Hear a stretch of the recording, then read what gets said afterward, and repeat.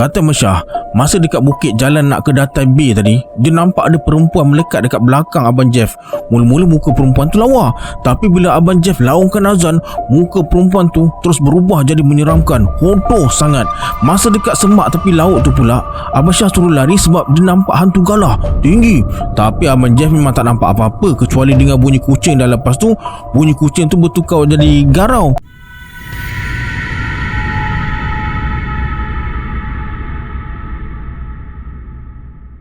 A'udzubillahi minasyaitonirrajim. Bismillahirrahmanirrahim. Assalamualaikum semua, kembali lagi bersama saya Syarul. Terima kasih sebab dah klik video ni. Semoga yang menonton video ni ditambahkan rezeki dan dimudahkan urusan dunia dan akhirat. Hari ni saya akan kongsi 5 kisah daripada Abang Jeff. Siapa ingat lagi Abang Jeff ni? Dialah yang tulis cerita ni dan yang ni. Nak tahu kisah apa yang Abang Jeff kongsi kali ni? Tonton video ni sampai habis. Jangan lupa subscribe, like dan komen dalam video ni pada yang nak join grup Telegram saya. Saya letakkan link dekat bawah macam biasa. Sebelum saya mulakan, jom kita baca selawat dulu. Sallallahu Rabbuna ala nuril mubin Ahmad al-Mustafa Sayyidil Mursalin. Sallallahu Rabbuna ala nuril mubin Ahmad al-Mustafa Sayyidil Mursalin. Sallallahu Rabbuna ala nuril mubin Ahmad al-Mustafa Sayyidil Mursalin. Tanpa buang masa lagi, jom let's jump to Rabak Surah.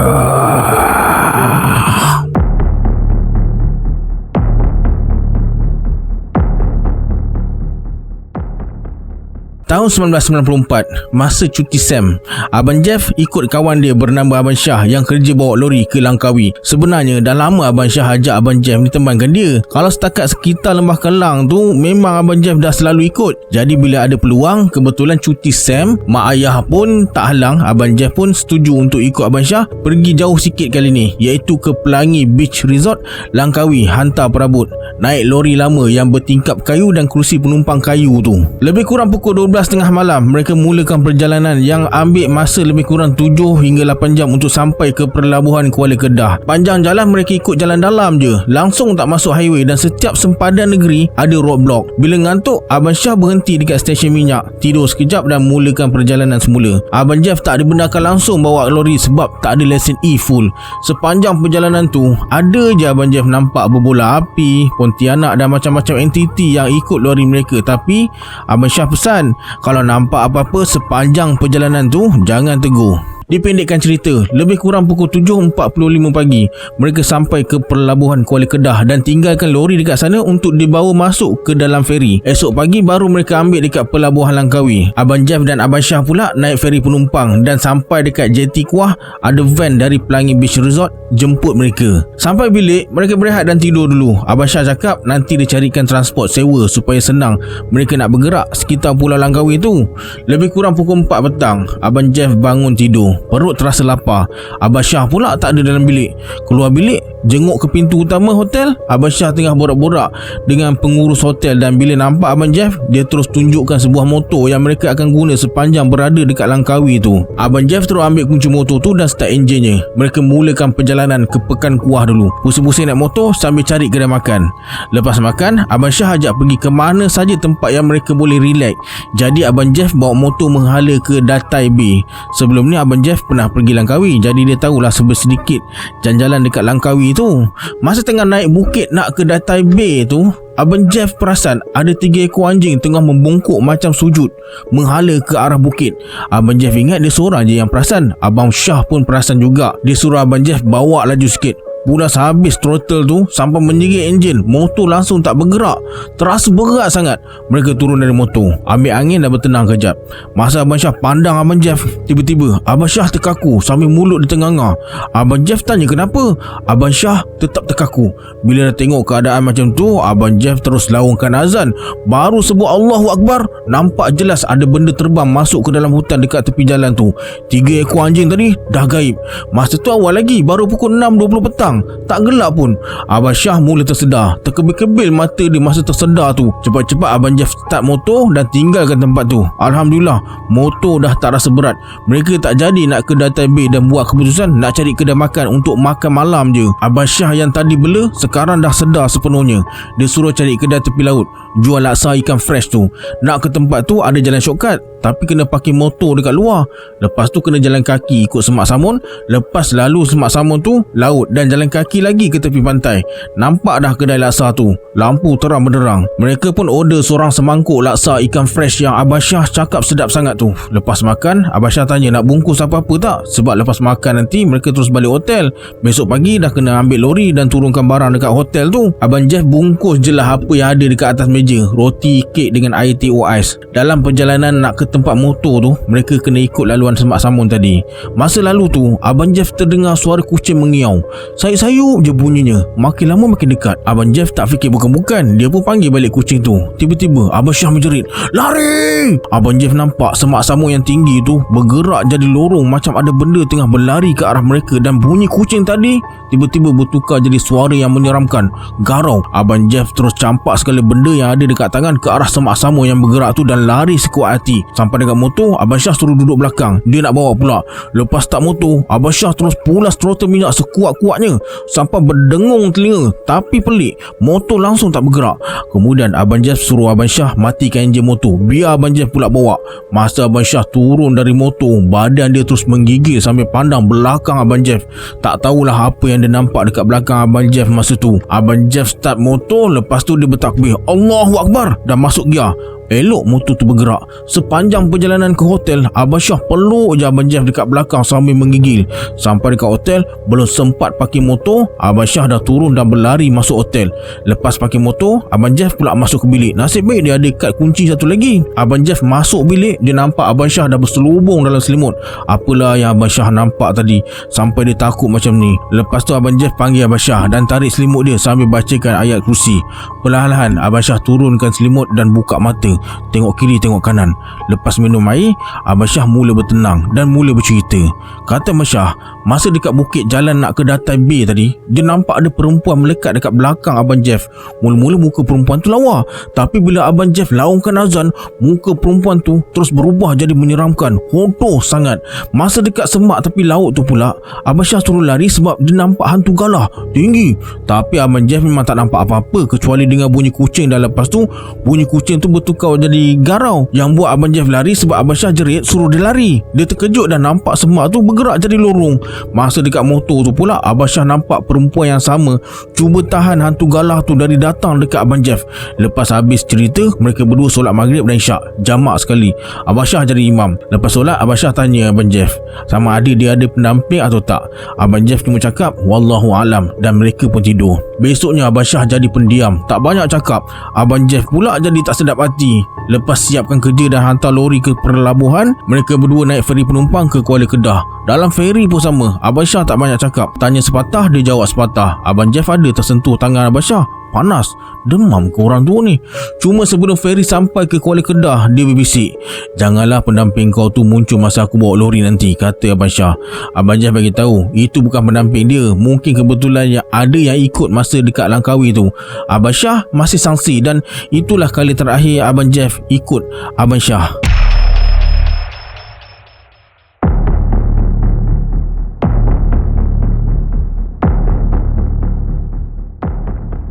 Kisah ini berlaku pada tahun 1995. Tahun tu, kerajaan buat program pemutihan pekerja asing dan syarikat Pakcik Abang Jeff ni, iaitu Pakcik Sani, dapat sebahagian kontrak tersebut dengan kerjasama NGO di Pahang, dan dia ditugaskan di Maran, Jerantut, Bandar Muazzam dan Jengka. Sepatutnya Abah yang ikut Pakcik Sani, tapi kesian pula bila fikirkan Abah kena masuk keluar hutan dan ladang sawit.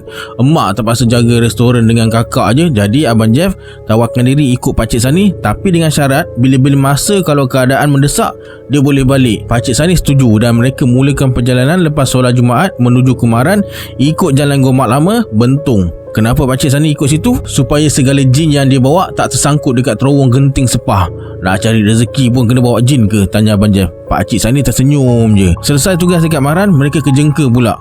Laluan dari Maran ke Jengka ni agak sibuk dengan lori sawit dan ada kalanya bertembung dengan traktor yang tarik lori sawit kecil yang rosak. Waktu tengah hari, aircon kereta sejuk, mengantuklah mata. Nyaris tak langgar lori sawit yang berhenti mengejut. Nasib baik Pakcik Sani sempat mengelak sampai terlajak ke tepi jalan yang berlumpur. Habis satu kereta bersalut lumpur sampai tak nampak jalan. Pucat muka Pakcik Sani masa tu. Kemudian Abang Jeff basuh cermin depan dan teruskan perjalanan ke Jengka. Sampai dekat pusat bandar Jengka, jumpa stesen Petronas. Simbah dulu kereta dengan air pipe bagi jelas sikit pandangan. Nak ke car wash memang tak sempat sebab ada appointment dekat Jengka. Tapi kawasan tu kawasan pedalaman sikit. Sebelum dekat sana nanti tak ada line. Masa ni Abang Jeff pakai handphone NEC dan line telco cuma analog, belum digital sepenuhnya. Sesengah tempat je ada. Abang Jeff telefon rumah tanya khabar mak dan abah, dan mak bagi tahu esok ada interview kerja. Sempat jugalah telefon girlfriend. Lepas tu bagi tahu Pakcik Sani nak balik malam ni juga sebab ada interview besok. Dia macam acuh tak acuh je. Mungkin dalam fikiran Pakcik Sani sebenarnya Abang Jeff balik nak jumpa girlfriend, sebab Abang Jeff tahu Pakcik Sani pasang telinga masa dia telefon girlfriend tadi. Kemudian dengan lumpur yang dah kering dekat kereta tu, mereka teruskan perjalanan. Sepanjang perjalanan Abang Jeff tak nak borak langsung dengan Pakcik Sani. Pakcik Sani cakap sepatah, dia jawab acuh tak acuh je. Sampai dekat kampung Jerantut Ferry, rumah saudara jauh Pakcik Sani bernama Pakcik Ujang dekat tepi Sungai Pahang. Pakcik Sani cakap malam ni nak tidur sini. Lepas solat isyak, mereka makan malam dengan keluarga Pakcik Ujang, dan lauk dia ikan keli, ikan sepat dan ikan-ikan air tawar. Berselera betul Abang Jeff makan malam tu. Lebih kurang pukul 10 malam, perut Abang Jeff memulas. Pakcik Sani beritahu kalau nak buang air besar kena pergi tepi sungai. Tandas terapung katanya. Nak tak nak terpaksa jugalah pergi. Perut dah semakin memulas. Bertemankan lampu suluh, Abang Jeff terus ke tandas terapung tu. Lega. Dalam rasa lega tu, Abang Jeff suluh ke lubang tandas. Sebab setiap kali dia membuang ke bawah, terdengar macam ada bunyi dalam air tu, bising dengan percikan air. Bila Abang Jeff suluh dekat lubang tandas kat bawah tu, dia nampak ikan keli tengah tunggu bahan buangan dia dekat bawah. Abang Jeff terus lari balik rumah. Sampai dekat rumah, dia terus ke bilik air, bersihkan apa yang patut, siap muntah lagi. Terbayang ikan keli yang dimakan tadi. Sampai lembik jugalah badan Abang Jeff sebab muntah. Bila tengok keadaan Abang Jeff macam tu, Pakcik Sani bagi makan ubat dan bagi tahu mungkin Abang Jeff keteguran jembalang Sungai Pahang tu. Abang Jeff cakap taklah, ini pasal ikan keli. Tapi masa Abang Jeff suluh ikan keli tadi, memang dia perasan macam ada sepasang mata merah sekali dengan ikan keli yang banyak tu. Pakcik Sani cakap masa Abang Jeff berlari ke bilik air tadi, dia nampak ada benda yang mengikut Abang Jeff dari belakang. Belum sempat Pakcik Sani balik dengan selipar, benda tu dah hilang. Abang Jeff jadi serba salah. Cadangnya memang nak balik malam tu juga, tapi bila fikir jalan yang dia kena tempuh sebelum masuk highway tu sangat menyeramkan, masa ni LPT belum siap lagi. Dan dengan badan yang lembik sebab muntah tadi, Abang Jeff pendamkan saja hasrat dia buat masa ni. Kemudian Abang Jeff makan ubat lagi. Ingatkan lepas makan ubat boleh tidur lena, tapi terjaga pula sebab perut makin tak selesa. Tengok jam dekat pukul 1 pagi. Abang Jeff tengok kiri, tengok kanan, Pakcik Sani tak ada. Ingatkan dia tidur sebelah sebab masa mamai-mamai lepas makan ubat tadi, rasa macam dengar dia berdengkur. Mereka tidur dekat ruang tamu dalam rumah papan tinggi, dan ruang tamu tu boleh terus nampak ke dapur dekat bawah. Abang Jeff gosok-gosok mata nak bagi terang sikit pandangan, dan ternampak dekat dapur yang terang benderang tu, satu sosok makhluk berbulu tengah cari makanan dekat tong sampah yang diletakkan dekat tepi sinki dapur. Abang Jeff terus bertakbir, Allahu Akbar, Allahu Akbar. Tiba-tiba Pakcik Sani muncul dari pintu depan. Kelang kabut dia meluru ke dapur. Lepas Abang Jeff tunjuk apa yang dia nampak tadi, Pakcik Ujang sekeluarga yang tengah tidur semua bangun pergi ke arah dapur. Kelang kabut rumah Pakcik Ujang malam tu. Lepas tak jumpa dengan apa yang dia kejar tadi, Pakcik Sani dan Pakcik Ujang datang dekat Abang Jeff, bawa air suam dan suruh Abang Jeff minum. Sambil-sambil tu dia tanyalah apa yang Abang Jeff nampak tadi. Pakcik Sani cakap mungkin itu jembalang Sungai Pahang yang dia nampak masa Abang Jeff lari masuk dalam rumah tadi. Abang Jeff pula tanya kenapa Pakcik Sani belum tidur lagi. Dia cakap tadi dia telefon Abah, dan Abah memang suruh Abang Jeff balik juga malam tu. Kiranya Pakcik Sani ni dalam dilema lah. Tu yang dia lepak sorang-sorang dekat luar, tak boleh tidur fikirkan macam mana dengan program besok, dan takkan dia nak lepaskan Abang Jeff balik sorang-sorang malam tu juga. Bila dengar Pakcik Sani cakap macam tu, Abang Jeff dengan sukarela nak balik juga malam tu, dan Pakcik Sani dengan berat hati setuju dengan cadangan Abang Jeff tu. Lepas bagi duit poket RM150 dan sekotak rokok, Abang Jeff mulakan perjalanan. Sebelum bertolak, Pakcik Sani pesan, jangan pandang kiri kiri kanan sangat. Fokus pada pemanduan. Kalau ada apa-apa yang mencurigakan, jangan berhenti. Lepas bersalaman dengan Pakcik Sani dan keluarga Pakcik Ujang, Abang Jeff terus pergi ke kereta yang jaraknya dengan rumah Pakcik Ujang dalam 100 meter. Masa nak ke kereta tu, baru Abang Jeff teringat keadaan kereta yang masih berlumpur. Rumah Pakcik Ujang pula jauh dari kereta. Nak patah balik, takut Pakcik Sani tukar fikiran. Jadi Abang Jeff terus start enjin kereta dan mulakan perjalanan.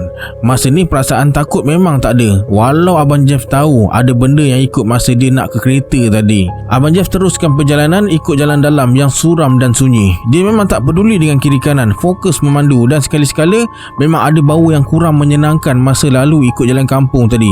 Abang Jeff yakin ada penumpang yang ikut sepanjang perjalanan tu. Setiap kali selisih dengan lori mesti kena horn, dan kadang-kadang ada yang tembak lampu tinggi. Lebih kurang pukul 4.30 pagi, Abang Jeff sampai dekat tol Gombak. Lepas tol ada roadblock. Kereta Abang Jeff kena tahan. Seorang anggota polis suruh Abang Jeff ke tepi dan keluar lesen, IC dan buka bonet belakang. Pegawai polis panggil Abang Jeff duduk dengan dia, sementara anggota lain periksa kereta Abang Jeff. Semua dibukanya. Abang Jeff tanyalah, kenapa periksa kereta dia sampai macam tu sekali? Ada buat salah ke? Pegawai polis tu cakap lebih kurang 3 km lagi nak sampai tol, ada anggota peronda nampak kereta Abang Jeff macam bawa barang atas bumbung. Pelik pula Abang Jeff, barang apa pula yang dibawa? Patutlah dia buka semua pintu kereta. Tambahan pula kereta penuh lumpur. Lagilah polis tu syak yang bukan-bukan. Lepas periksa, pegawai polis bagi nombor telefon dia dan ambil juga nombor telefon Abang Jeff. Sebelum beredar, pegawai polis bisik, sebenarnya anggota peronda tadi nampak pocong atas kereta Abang Jeff dan pesan suruh Abang Jeff bawa kereta berhati-hati, baca ayat suci Al-Quran. Telefon dia kalau perlukan bantuan dalam perjalanan tu. Lepas ucapkan terima kasih, Abang Jeff terus beredar. Perut pula memulas balik. Abang Jeff pergi berhenti dekat stesen minyak. Lepas buang hajat, Abang Jeff teruskan perjalanan semula. Alhamdulillah sampai rumah dengan selamat. Besoknya dengan tak cukup tidur, semua kerja tak jadi, tak sihat, demam, dehidrasi, masuk uat penyudahnya.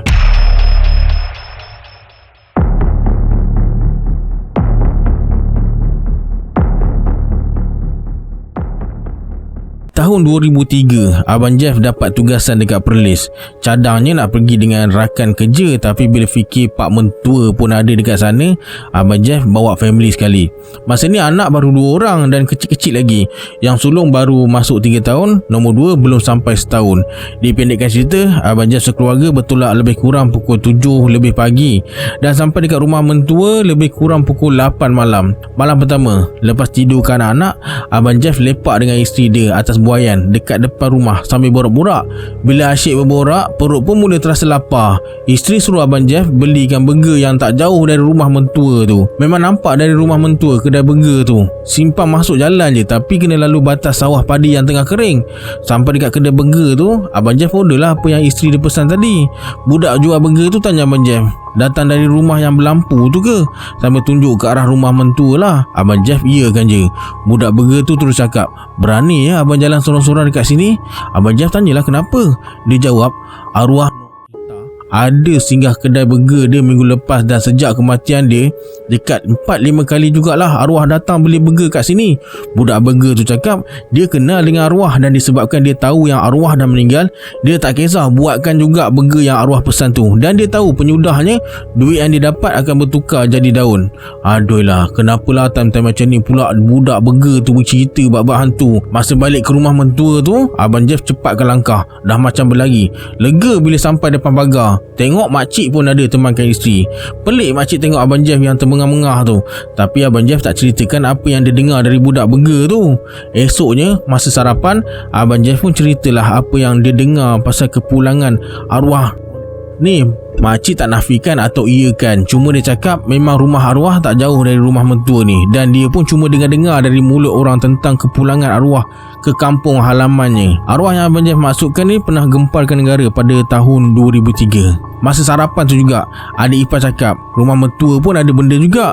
Dia selalu kena ganggu dengan tangan berbulu masa mandi. Kadang-kadang dia perasan macam ada mata merah yang perhati masa dia nak tidur. Malam kedua, Abang Jeff sekeluarga tidur dekat ruang tamu je, sebab bilik yang sepatutnya mereka tidur tu berbahang sangat, dan dalam bilik tu memang aura ada lain macam sikit. Ada bau kencing tikus dan bau bangkai binatang. Kalau ikut apa yang makcik cakap, Musang selalu masuk bilik tu, kencing dari atas siling. Dah halau tapi masih datang juga. Jadi malam kedua tu mereka tidur dekat ruang tamu je. Masa Abang Jeff baru nak terlelap, terdengar jelas dekat atas siling macam bunyi binatang lari. Tapi Abang Jeff rasa benda tu bukan musang, tikus atau kucing. Abang Jeff biarkan je dan teruskan tidur. 3 hari dekat Perlis rasa macam sekejap je, dan kerja Abang Jeff pun dah selesai dekat situ. Jadi hari ketiga lepas makan malam, mereka bertolak balik ke Kuala Lumpur. Pak Mentua suruh bertolak besok pagi je, tapi Abang Jeff cakap petang besok dia ada appointment dekat KL. Lepas bersalaman dengan mentua, Abang Jeff mulakan perjalanan. Perlahan keluar dari Perlis, masuk Kedah, ikut highway sampailah ke Butterworth. Dari sini Abang Jeff terasa nak lalu ikut jalan dalam, dan masa ni kalau tak silap dah dekat pukul 12 tengah malam. Jadi Abang Jeff berhenti kejap dekat R&R Juru, makan, segarkan muka dan pastikan susu anak-anak dah siap semua. Kemudian teruskan perjalanan masuk ke jalan Bukit Muntajam, Ipoh. Alhamdulillah tak ada apa-apa yang berlaku sampai ke Cangkat Jering. Dekat pukul 4 pagi, mata masih stabil dan Abang Jeff teruskan memandu. Anak sulung tengah tidur dekat seat belakang. Anak nombor 2 tidur atas riba isteri dekat seat depan. Masa masuk laluan Bukit Berapit, jalan agak berkabus, dan bila lalu dekat bawah rel kereta api, bulu roma terus meremang sebab ternampak pocong tengah berdiri dekat pokok buluh tepi jalan tu. Abang Jeff ingat dia seorang je yang nampak. Isteri dia pun nampak sekali, sampai terkejut dibuatnya. Anak sulung yang dekat belakang terus melompat ke seat depan, peluk isteri dia kuat-kuat. Lepas tu Abang Jeff suruh isteri buka CD Al-Quran. Ingatkan dah tak ada gangguan sebab Abang Jeff dah tinggalkan jauh jalan seram tu. Tapi boleh pula pocong tu duduk atas bonet belakang kereta. Abang Jeff pecut kereta sampai nampak sebelah kanan ada Highway Plus. Dah lah tak ada kereta langsung ikut jalan ni waktu tu. Dekat depan dah tak jauh pintu gerbang Kuala Kangsar. Sampai pekan Kuala Kangsar, Abang Jeff cari kedai yang buka tapi tak ada. Cari stesen minyak pula. Berhenti kejap dekat situ, peluk isteri dan anak-anak untuk tenangkan mereka. Anak yang sulung masih menggigil. Abang Jeff beli air mineral, baca apa yang patut, renjis ke muka isteri dan anak-anak. Dari pekan Kuala Kangsar, Abang Jeff cari jalan masuk Highway Plus. Tak sanggup nak hadap lagi kalau terjumpa benda-benda pelik lepas ni. Kesian dekat anak isteri. Alhamdulillah, mereka selamat sampai ke rumah lebih kurang pukul 7 pagi.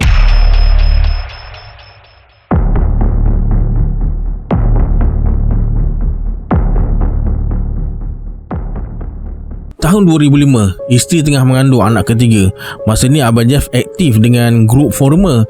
FB atau IG masih belum popular lagi. Aktif dengan forumer ni pun untuk luaskan perniagaan. Satu hari, grup forum ni rancang nak buat family day dekat PD.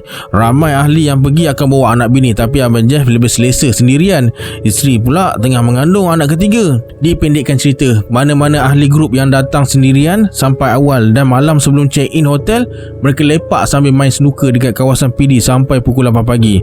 Lepas sarapan baru bertolak ke hotel. Sampai dekat hotel awal, jadi mereka masih belum dibenarkan untuk check-in lagi. Sementara nak tunggu check-in tu, mereka borak-borak lah dengan 2 orang staff hotel yang comel-comel tu. Kawan-kawan pula cabar Abang Jeff, kalau dapat nombor telefon salah seorang awet kaunter tu, mereka janji nak belanja rokok. Abang Jeff ni pantang dicabar. Dapat dah nombor telefon tu, awet tu siap ajak Abang Jeff dinner malam tu juga. Malam tu Abang Jeff pergi dinner dengan gadis bernama Nurul tu. Masa tu Abang Jeff pakai telefon Sony Ericsson. Kalau ambil gambar pun tak berapa cantik, dan atas perjanjian dengan kawan-kawan, Abang Jeff bergambar lah dengan Nurul guna telefon Sony dia. Macam selfie juga tapi guna kamera belakang. Balik dari dinner, 3 kotak rokok atas meja. 3 hari dekat PD tu, siangnya Abang Jeff ikut program Family Day. Malam dia dengan Nurul temankan dinner dan berkaraoke di sekitar PD. Tak ikut program Family Day. Habis Family Day, hubungan Abang Jeff dengan Nurul makin rapat, dan dia jadi tak keruan kalau tak dengar suara Nurul. Macam-macam alasan Abang Jeff bagi dekat isteri untuk keluar daerah. Alasan kerja, meeting dan lain-lain. Semata-mata nak ke PD jumpa Nurul. Perjumpaan kali ketiga, Abang Jeff sengaja datang naik komuter ke Seremban. Seronok bila nampak buah rantai yang Nurul pakai tertulis nama dia. Gelang tangan yang Nurul pakai siap ada nama mereka berdua. Ingatkan nak suka-suka je, sekali terbercinta pula. Dan hubungan Abang Jeff dengan Nurul dah terlalu serius, nak patah balik pun susah. Lepas tu boleh dikatakan tiap-tiap minggu Abang Jeff akan ke PD atau Seremban, sama ada drive sendiri atau naik komuter. Dan seperti biasa, pelbagai alasan Abang Jeff bagi pada isteri dia. Lebih 2 bulan Abang Jeff macam tu. Masuk bulan ketiga, Abang Jeff cuba kurangkan jumpa Nurul sebab isteri nak bersalin, fokus dengan family pula masa ni. Ada satu hari tu, serba-serbi tak kena. Seharian cuba cari peluang untuk telefon Nurul, tak dapat-dapat. Malamnya dapat call dari nombor yang tak dikenali. Suara yang ditunggu-tunggu. Nurul suruh Abang Jeff datang PD esok. Katanya ada hal mustahak. Abang Jeff jadi serba salah. Dalam masa yang sama, dia cuba cari alasan apa nak bagi pada isteri. Akhirnya Abang Jeff minta tolong adik ipar datang rumah tengok-tengokkan isteri dia. Pagi esoknya, Abang Jeff terus drive ke PD dan cari Nurul dekat tempat biasa mereka jumpa. Tunggu, Nurul tak muncul-muncul. Kemudian Abang Jeff cuba telefon nombor semalam yang telefon dia tu tak dapat pula. Lebih kurang 3 jam Abang Jeff tunggu dan dah rasa nak balik KL dah. Tiba-tiba Nurul telefon suruh Abang Jeff tunggu dekat taman tepi laut sampai dia datang. Dekat maghrib baru Nurul sampai dengan muka pucat dan macam banyak masalah. Nurul pegang tangan Abang Jeff, suruh Abang Jeff terus terang dengan dia sama ada Abang Jeff sayang dekat dia atau tak, nak terus hubungan atau nak putus, nak serius atau main-main. Lepas tanya tu, Nurul suruh Abang Jeff lepaskan dia kalau tak serius dan minta halalkan makan minum selama mereka bersama. Abang Jeff terkaku. Pelik, cara Nurul bercakap macam bukan dia. Dan yang lebih pelik, dia tahu semua kisah Abang Jeff tentang isteri yang tengah sarap mengandung, tentang anak-anak dan tentang kerja dia. Yelah, manalah tahu, mungkin kawan-kawan yang pecahkan rahsia dia, tapi kawan yang mana? Seingat Abang Jeff, dalam ramai-ramai kawan yang ikut program Family Day tu, memang tak ada yang tahu tentang hubungan mereka. Abang Jeff tak pernah cerita langsung. Kemudian Abang Jeff minta Nurul bagi masa dekat dia, sekurang-kurangnya tunggu lepas isteri dia bersalin. Hari yang ditunggu pun tiba. Isteri selamat bersalin. Tapi hari yang sama juga Abang Jeff terima panggilan telefon dari nombor yang tak dikenali. Abang Jeff tak angkat. Tiba-tiba SMS masuk, mohon lepaskan Nurul, roh dia tak tenteram. Terkejut Abang Jeff masa tu. Cepat-cepat dia keluar wad dan terus telefon nombor tadi, tapi tak dapat. Abang Jeff jadi tak keruan dan nekat besok memang nak kena cari Nurul juga. Esoknya waktu tengah hari, lepas selesai urusan discharge isteri dan balik ke rumah, Abang Jeff bagi tahu isteri dia ada emergency dekat site dan dia kena datang. Minta tolong mak mentua dan adik ipar jaga isteri dekat rumah. Berdesuk Abang Jeff pergi ke PD. Sampai dekat PD, Abang Jeff terus cari Nurul dekat hotel tempat dia bekerja. Jumpalah kawan Nurul yang Abang Jeff jumpa mula-mula dulu. Namanya Yati. Abang Jeff tanya Yati pasal Nurul. Yati macam pelik. Kemudian Abang Jeff nak tunjuk mesej yang dia terima semalam, tapi tak ada. Dengan nombor telefon tu pun gaib. Kemudian Yati suruh Abang Jeff tunggu sampai dia habis kerja. Lagi sejam je lagi. Abang Jeff pun tunggu Yati dekat luar kawasan hotel. Bila habis waktu kerja, Abang Jeff ajak Yati minum dekat kawasan situ juga. Masa tu dah nak masuk waktu maghrib. Abang Jeff ajak Yati masuk kereta nak ke masjid dulu solat maghrib. Lepas solat, Yati cakap tak payah pergi minum. Dia suruh Abang Jeff pergi terus ke rumah Nurul. Sampai depan rumah Nurul, Yati bagi salam. Seorang wanita berumur dalam awal 50-an keluar, jawab salam Yati dan ajak mereka masuk. Dalam rumah penuh gambar Nurul dekat dinding dan atas rak. Kemudian Yati kenalkan Abang Jeff dengan makcik tu. Yang Abang Jeff ni teman lelaki Nurul. Tak semena-mena makcik tu terus menangis. Makcik tu tanya bila kali terakhir Abang Jeff jumpa Nurul. Abang Jeff cakap lah dalam minggu lepas. Yati yang dengar pun tengah-ngah. Kata mak Nurul, sebenarnya Nurul tu ada masalah kesihatan yang kronik. Dia meninggal dunia tak lama lepas perjumpaan mereka yang ketiga. Nurul pernah minta Abang Jeff sarungkan cincin yang dia beli sendiri tertulis nama mereka berdua. Abang Jeff cakap insya-Allah dia akan sarungkan bila sampai waktunya. Cincin tu masih ada dalam kotak. Mak dia tunjukkan. Nurul ni terlalu berahsia dengan keluarga dan kawan-kawan tentang hubungan mereka. Yang jadi persoalan sekarang, siapa yang Abang Jeff jumpa dan telefon selama beberapa minggu lepas Nurul meninggal dunia? Dalam perjalanan balik ke Kuala Lumpur, macam-macam yang bermain dalam fikiran Abang Jeff. Selama lebih kurang 3 bulan yang dia telefon dan jumpa ni, Nurul atau roh sebenarnya? Sepanjang perjalanan tu, Abang Jeff menangis mahu-mahunya. Sampai rumah, Abang Jeff peluk cium baby boy nombor 3 erat-erat dan kedua anak lelaki yang masih kecil, yang sulung 4 tahun dan yang kedua 2 tahun, sambil sebelah tangan pegang isteri yang masih dalam pantang dengan linangan air mata.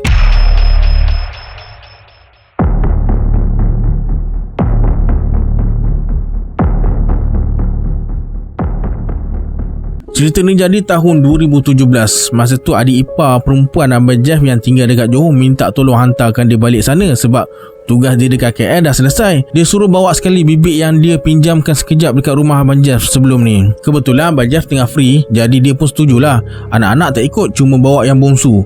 Masa tu umur dia dalam 8 tahun. 3 orang anak lagi Abang Jeff letak dekat rumah kakak yang tak jauh dari rumah dia. Isteri ikut hantar adik sekali. Mereka bertolak dalam pukul 9 malam. Jalan memang clear sebab hari biasa. Sepanjang perjalanan dari KL tak ada masalah. Cuma kalau drive ke selatan ni, antara jalan yang Abang Jeff kena lebih berhati-hati sebelum sebelum dan selepas RNR Pago. Banyak cerita seram yang didengar dari kawan-kawan tentang jalan ni dan wajib singgah RNR Pago ni nak makan nasi ambeng. Lepas makan, mereka teruskan perjalanan dan bila sampai tol 5 kedai, Abang Jeff mula bawa kereta perlahan-lahan menghala ke rumah adik dekat kuartus kediaman kaki tangan kerajaan. Nasib baik adik ada, dialah yang teman borak sebab yang lain dah lena tidur. Masa ni ngantuk memang tak boleh bawa bincang. Masa tengah layan ngantuk tu, boleh pula adik cerita kisah seram masa lalu dekat jalan Tanjung Kupang dekat dengan Leisure Farm. Jalan tu dah lah gelap gila, kereta pun tak banyak lalu. Masa tu lebih kurang pukul 12.30 pagi. Abang Jeff dengar je lah cerita adik pasal hantu tak ada kepala bawa motor dan polis yang buat rondaan dan buat roadblock. Dah terbiasa terkena dengan hantu tak ada kepala ni. Masa lalu depan gerbang Leisure Farm tu ada pondok polis yang macam dah tak digunakan lagi. Abang Jeff saja tanya adik pasal pondok polis tu. Adik cakap masih ada polis yang kerja, cuma kalau malam memang tak ada siapa yang duduk dekat pondok tu. Berhantu katanya. Tiba-tiba dari jauh Abang Jeff perasan ada motor lalu dekat lorong sebelah dari arah bertentangan. Lampu motor tu malap-malap je. Tak agak-agak Abang Jeff nak tengok. Bila motor tu sampai dekat, Allah, Abang Jeff terus buang rokok yang baru dia nyalakan dan cepat-cepat naikkan tingkap. Badan rasa menggigil, bulu roma terus meremang sampai ke tengkuk. Hantu bawa motor tanpa kepala tu betul-betul lalu sebelah Abang Jeff. Adik terus terdiam. Mungkin dia pun nampak apa yang Abang Jeff nampak tadi. Menguncap panjang Abang Jeff sampai isteri dia terjaga. Tapi Abang Jeff tak bagi tahulah apa yang dia nampak tadi. Rumah adik pun dah tak jauh. Abang Jeff tekan minyak laju sikit sampai bonggol pun tak perasan dah. Cepat-cepat masuk dalam kawasan perumahan. Masa Abang Jeff buka pintu belakang kereta, tengok adik dah terkejang. Abang Jeff terus ambil botol air mineral dalam kereta, baca ayat kursi dan bisikkan azan dekat telinga dia. Lepas tu renjis air ke muka adik. Bila tengok keadaan dah macam okey sikit, Abang Jeff suruh dia minum air yang dah dibacakan tadi. Alhamdulillah, adik dah boleh bangun. Kemudian Abang Jeff suruh isteri dengan bibik pegang adik bawa naik ke rumah dia tingkat 16. Dekat rumah, suami adik belum balik lagi kerja shift malam. Abang Jeff suruh isteri bawa adik masuk dalam bilik dia, lap-lapkan muka dengan kain basah. Tapi Abang Jeff pula yang rasa seram sejuk. Serba-serbi tak kena. Abang Jeff terus selimutkan badan dengan kain tebal. Anak pun ikut selimut sekali. Anak cakap dia pun rasa seram sejuk. Kemudian Abang Jeff bagi tahu isteri dia tak sedap badan, nak rehat kejap. Abang Jeff pun baring sambil terfikir, ada yang mengikut sampai ke rumah ke? Lepas makan penedor yang isteri bagi, Abang Jeff tidur kejap. Tak lama kemudian, isteri kejut. Dia cakap Abang Jeff meracau masa tidur. Tapi memang Abang Jeff rasa macam kena himpit masa tidur tadi. Badan terasa berat. Abang Jeff suruh bibik buatkan kopi untuk segarkan badan sikit. Sementara tunggu suami adik balik, Abang Jeff suruhlah isteri temankan adik dalam bilik dia, jangan keluar. Tak lama kemudian, suami adik balik terus meluru masuk dalam bilik. Bila tengok keadaan adik dah okey, Abang Jeff pun minta diri. Mereka kena balik juga pagi tu, nak ambil anak-anak dekat rumah kakak. Semua kena pergi sekolah besok pagi, tak boleh ponteng. Dipendekkan cerita, mereka gerak balik KL dalam pukul 2 lebih pagi. Dan nak tak nak, kena ikut laluan sama untuk masuk ke highway. Masa lalu dekat jalan Tanjung Kupang, dekat-dekat nak sampai ke Leisure Farm tu, dada Abang Jeff mula berdebar. Takut terserempak dengan hantu naik motor tak ada kepala tu. Risau sangat. Abang Jeff suruh isteri jangan terlalu fokus dengan pemandangan jalan dekat luar. Peluk anak-anak tu kuat-kuat, borak dengan dia sampai masuk highway. Alhamdulillah, lega sangat bila nampak highway. Akhirnya mereka sampai dengan selamat ke rumah kakak dalam pukul 6.45 pagi. Okey, sampai sini dulu kisah untuk hari ini. Sebelum kita berpisah, anggaplah kisah ini sebagai hiburan semata-mata. Janganlah terlalu mudah percaya. Hanya yang mengalaminya tahu akan kebenaran sesuatu kisah tu. Kita berjumpa di video akan datang. Saya Syarul. Assalamualaikum. Adios.